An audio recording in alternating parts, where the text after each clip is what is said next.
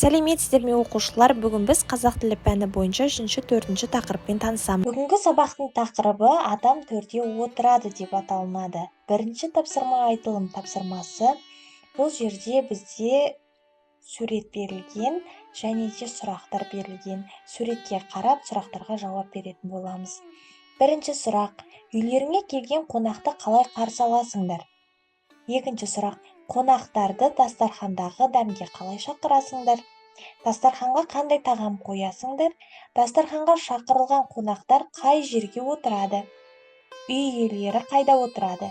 Сен қайда отырасың?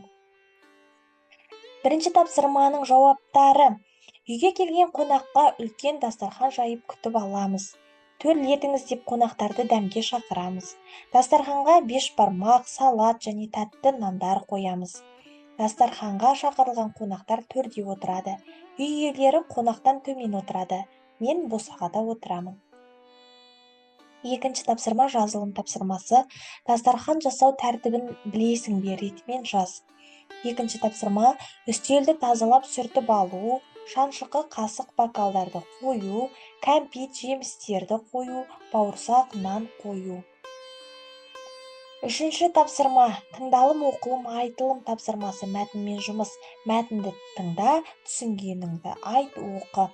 Бұл жерде бізде төр сыйлы орын деген мәтін берілген.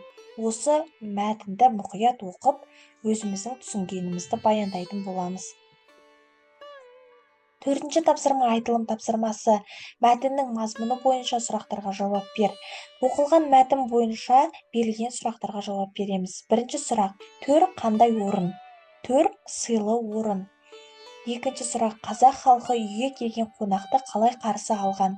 Төрлетіңіз, төрге шығыңыз деп қонақты қарсы алады. Қонаққа қалай құрмет көрсеткен? Көрпе төсеп, жастық қойып, төрге отырғызып қызмет көрсетеді. Қазақ халқы төрге кімді отырғызған? Төрге ақ сақалды аталар мен ақ жаулықты әжелерді отырғызады. Қазақта қарт туралы қандай аталы сөз бар? Төріңнен қарт кетпесін. Төрде кім отырады? Төрде қарттар отырады. Дастарханға кім бата береді? Дастарханға қарттар бата береді. Бесінші тапсырма жазылым тапсырмасы. Төменде берілген сөздердің ішінен жалпы есімдерді теріп жаз. Төр, адамдар, қонақ, орын, қазақ, жастық, дастархан, халық, ата, ана, кісілер, қарт, бата, жастар, тілек, ұрпақ, қиындық, әже, көрпе, сөз, босаға. Алтыншы тапсырма айтылым тапсырмасы. Бұл жерде үйге келген қарт адамды қалай қарсы алу керек тақырыбында диалог толықтыру керек. Диалогтың бізде басы берілген, осы диалогты ары қаратай айтылым тапсырмасы ауызша жалғастыруымыз қажет. Жетінші тапсырма: дастархан әдебі мәтініне мына суреттердің қандай қатысы бар? Дастархан басында не істеуге болмайтыны туралы жаз. Яғни бұл жерде суреттер берілген. Бірінші суретке қарап дастарханға қолды жумай отыруға болмайтынын көруімізге болады. Екінші суретте тамақты сол қолмен жеуге болмайды.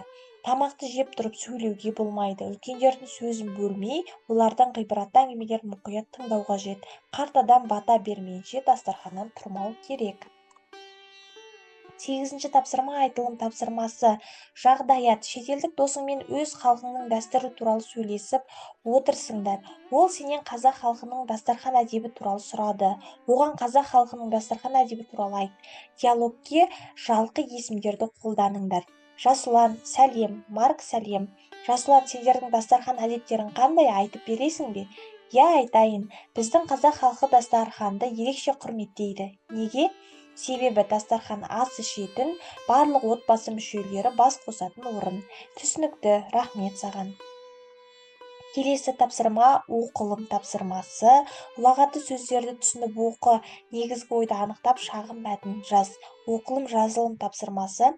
Берілген ұлағатты сөздерді оқып, сол туралы өзіміз шағын мәтін жазуымыз керек.